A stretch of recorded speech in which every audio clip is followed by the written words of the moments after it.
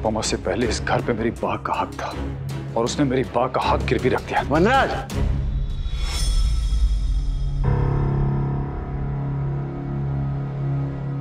मैं जानता हूं तू कहां जा रहा है। तो रोक क्यों रहे बापूजी?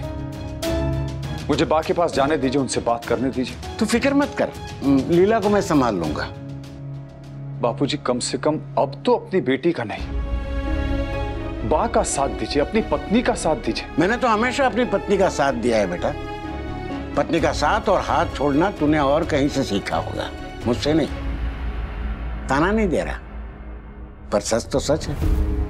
लीला ने मेरी कमियों और गलतियों के साथ मुझे एक्सेप्ट किया है, तो मैंने भी लीला की किसी कमी या गलती की वजह से अपने प्यार में कभी कमी नहीं आने दी।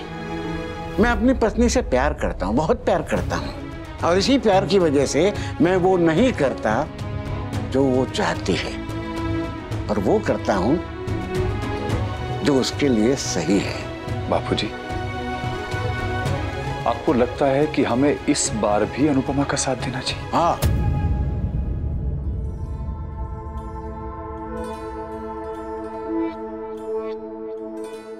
ये घर मेरा दिल है बेटा, और अपने दिल का एक हिस्सा गिरवी रखना पड़े, उसका सबसे ज्यादा दर्द मुझे है। जिंदगी में कई बार मुश्किल फैसले लेने पड़ते हैं, नीम का पत्ता खाना पड़ता है। अनुपमा को सबने भला बुरा कहा, गुस्सा किया, पर कभी यह सोचा कि अगर वो पैसा नहीं लाती तो क्या होता? कारखाना सील हो जाता, कैफे और डांस एकेडमी बंद हो जाती। ये तुम्हें मंजूर होता? इस वक्त तू भी गुस्से में है और लीला भी।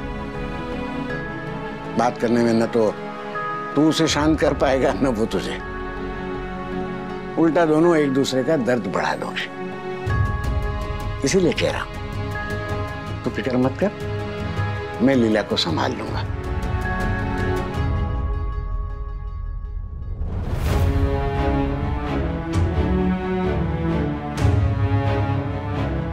लगता है सारे ग्रह मेरी ही कुंडली में आके बैठ गए।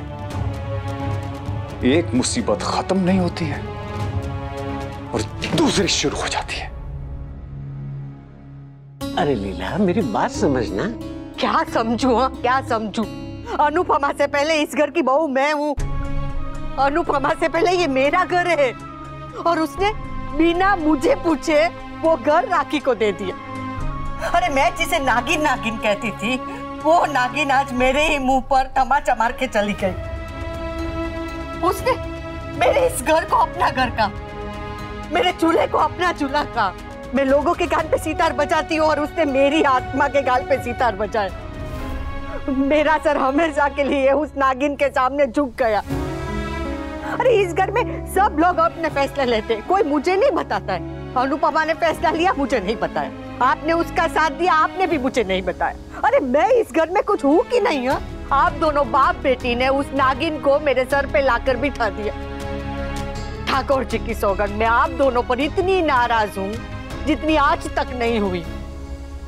आप मुझे ये बताइए कि मेरी जगह उसकी माँ होती और उसका मायके का अगर गिरवी रखना होता तो क्या अपनी माँ से बात नहीं करती, उसे पूछती नहीं? मैंने अनुपमा को अपनी बेटी माना, पर उसने मुझे पराया कर दिया, और आपने भी। लीला, जिंदगी में कई बार मुश्किल फैसले लेने पड़ते हैं। ठीक है, तो आप बाप बेटी ने मिलकर ये फैसला किया है, तो आप दोनों मिलके ही हमें इस मुसीबत से बाहर निकालेंगे। अगर अनुपमा की वजह से मेरा बेटा बेघर हुआ या ये घर वो नागिन के पास चला गया, तो आप मेरा मरा मुंह देखेंगे।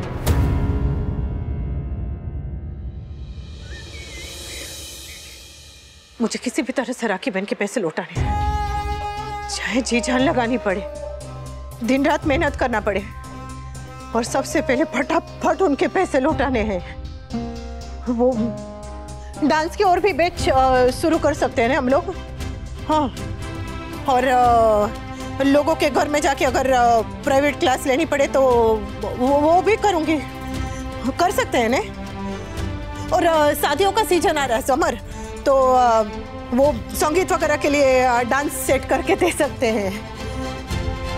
इधर उधर से कोशिश करेंगे, हाथ पैर मारेंगे, यहाँ से सब जगह से पैसे कमाएंगे, तभी जाके कुछ होगा।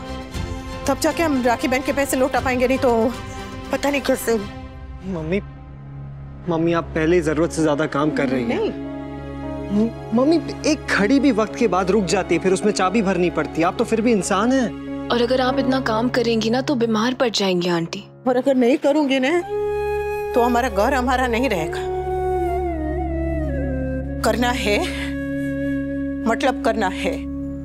ठीक है मम्मी, आप जैसा कहेंगी हम वैसा ही करेंगे। अच्छी बात क्या है पता है कि जैसे तैसे ये कारखाना बच गया, अब इस पे कोई खतरा नहीं है।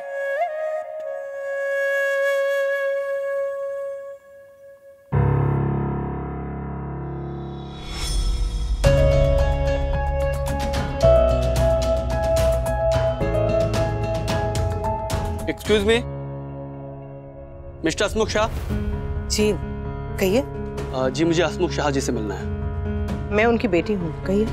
कहिए, मैं उनका बेटा हूँ। ये आपके लिए। क्या है? पढ़ लीजिए, सारी डिटेल्स हैं इसमें। Thank you.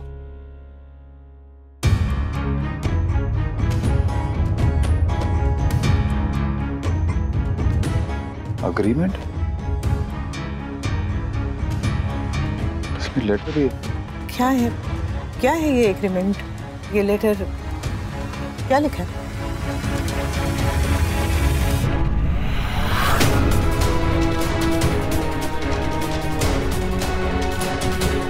क्या लिखा है इसमें?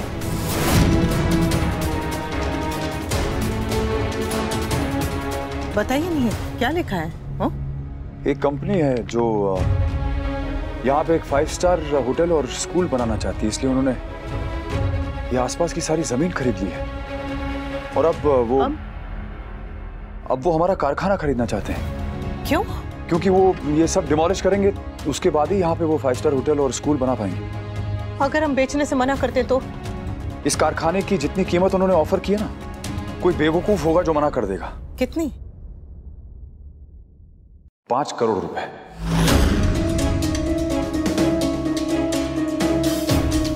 5 करोड़? ठीक से देखिए, शायद 50 लाख होगा। नहीं, एक मिनट, 5 करोड़ ही है। 5 करोड़? पर ऐसे कैसे?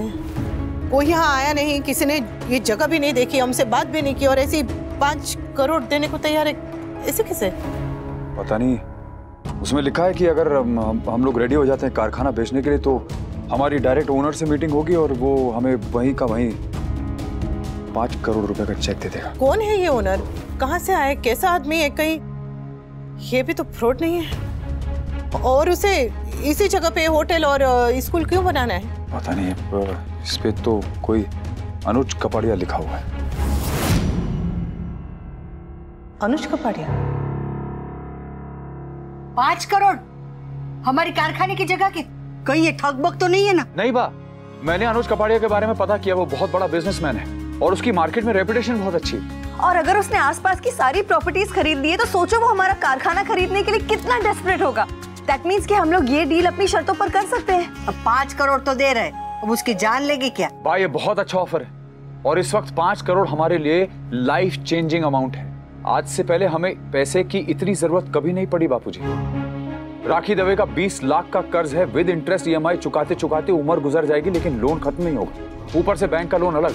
बापूजी, अगर ये डील हो गई ना तो हम लोग कहीं पे भी अपना नया बिजनेस सेटअप कर सकते हैं।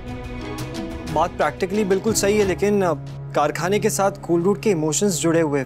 Summer, don't be an emotional fool like your mother. Loan पैसों से चुकाया जाता है, इमोशन से नहीं। समर, पापा बिल्कुल ठीक कह रहे हैं, हमें इस समय प्रैक्टिकली सोचना पड़ेगा। कहने को हमें 40 लाख रुपए चुकाने हैं, लेकिन लॉन्ग टर्म EMIs में जाएंगे तो we'll end up paying 70-80 lakh.